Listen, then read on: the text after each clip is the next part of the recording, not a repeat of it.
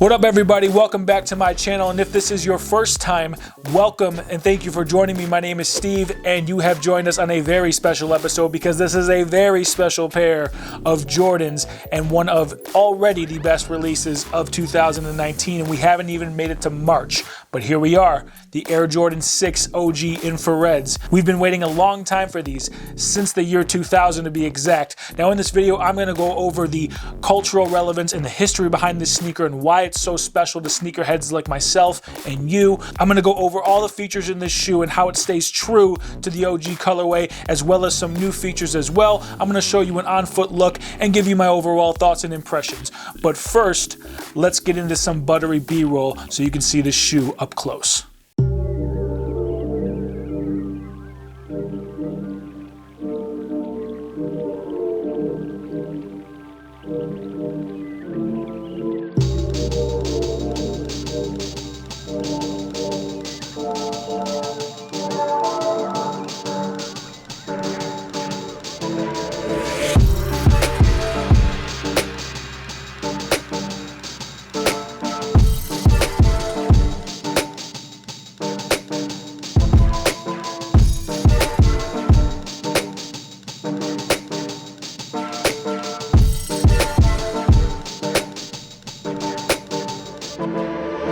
Alright guys, welcome back, and first and foremost I want to get into the history behind this sneaker and why it is such a special sneaker in the timeline of the Jordan brand. It takes us all the way back to the 1990-91 NBA season where MJ gets his first title after finally getting over the hump and knocking off my beloved Detroit Pistons. All dynasties have to come to an end someday, I suppose. We're still waiting on you, Tom Brady. Anytime now. But anyway, these are the sneakers where Jordan gets his first title, and which basically kicks off the rich history we now know as Michael Jordan's career and Jordan brand shoes as we know it. So for a return to the original colorway is a pretty big deal for sneakerheads all around the world. So why is this particular release so special? There's a couple reasons. First, we haven't seen the OG colorway since the year 2000. If you're keeping track at home, that's 19 years since we've gotten this original release. Now with Jordan re-releases coming seemingly month after month, 19 years is a really long time to wait for a shoe, especially at the rate Nike churns them out. So what makes this shoe special as opposed to the Jordan 6s that released a couple years ago? One, the infrared on the most recent release was not a true infrared red. It had kind of a pinkish hue to it, and so technically it wasn't an OG colorway, but it was so close that it really annoyed a lot of sneakerheads because we've been waiting for the original colorway for so long already. We just wanted Nike to get on with it and give us what we wanted. The other thing of particular significance is on the back of the sneaker. In the more recent release that had the pinkish infrared hits on it, we had the Jumpman logo sewed into the back of the heel, and while the Jumpman logo is an awesome logo, it wasn't historically accurate, and a lot of people really wanted Nike to put this logo back on the heel. That's what we got. I think it's the right move to make, as it really stays historically accurate, and you really can't go wrong with being historically accurate, especially when you're releasing what are called retro sneakers. Now that we got the reasons of why this release is so special out of the way, let's talk about the sneaker itself. Now the upper is made from nubuck, which has got kind of like a hybrid suede feel to it.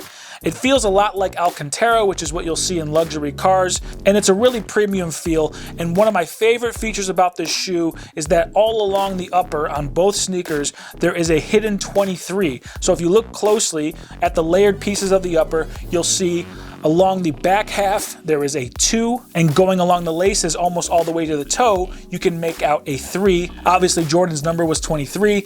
That's why it's there. And I really love hidden design elements like the 23 in the upper. To me, it's stuff like that that takes this from being an everyday sneaker to one of the all-time greats and a grail in most people's eyes. Now, as we move along to the top of the tongue, you have the Air Jordan print going along the front, and you have what looks like to me a split window on the rear of an exotic car. Now the functionality of this split window look is awesome because it helps you to pull the shoe on and pull the tongue up to a comfortable position after you've gotten your foot in. And I don't think it's a stretch to imagine that the design was based off of an exotic car, because Jordan is known for having a love of luxury automobiles and sports cars.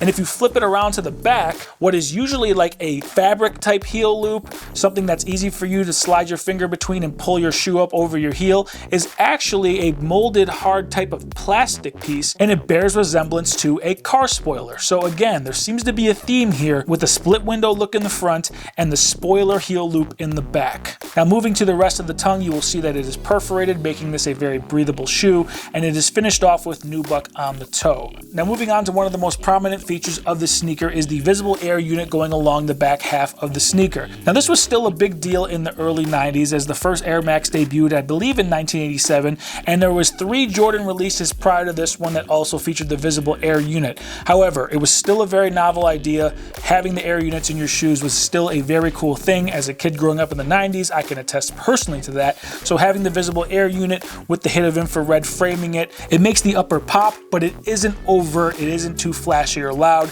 and it's that small pop of color running along the bottom of the upper that really sets the shoe off, but still maintains a very understated and sophisticated look. Now let's move on to what I think is my favorite part of this sneaker, and that is the sole. The design on the sole is frankly iconic. I can't tell you how many photographs I've seen of the sole of this sneakers, how many pieces of art I've seen riffing off the design of the sole of these sneakers. Nike has even released clothing inspired by the design on the sole of these sneakers. In my opinion, this is one of the moments where Tinker Hatfield really outdid himself. It's one of his best pieces and is definitely in my top 3 for Jordans of all time. Now, as far as build quality goes and my impressions of these sneakers coming right out the box, the quality is definitely there. You can feel it. The materials feel premium.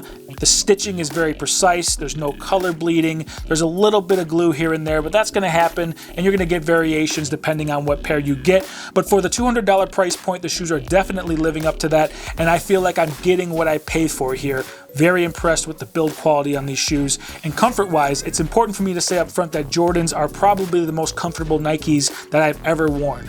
Most Jordans fit me wonderfully, so bear that in mind, but the ride on these shoes is phenomenal. I've played in a pair of Jordan 6s, I've worn them out, I've ran in them.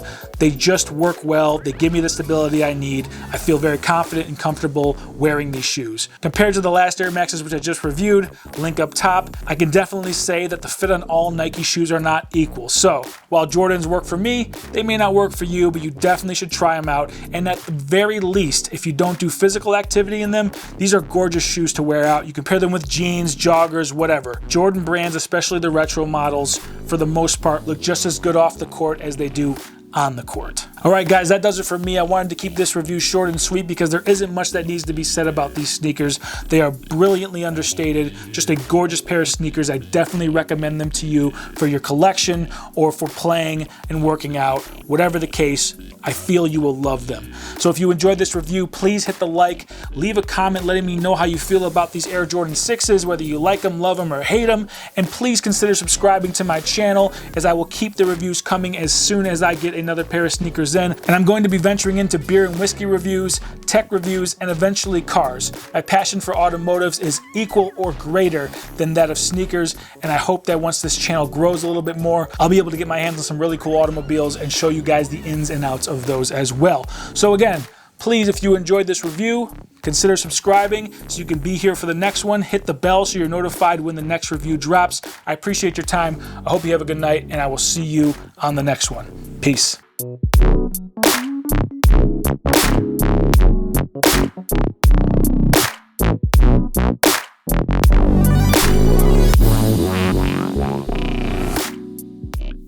Now the functionality of this split window look is fantastic because you can slide 2 fingers in. That sounded dirty.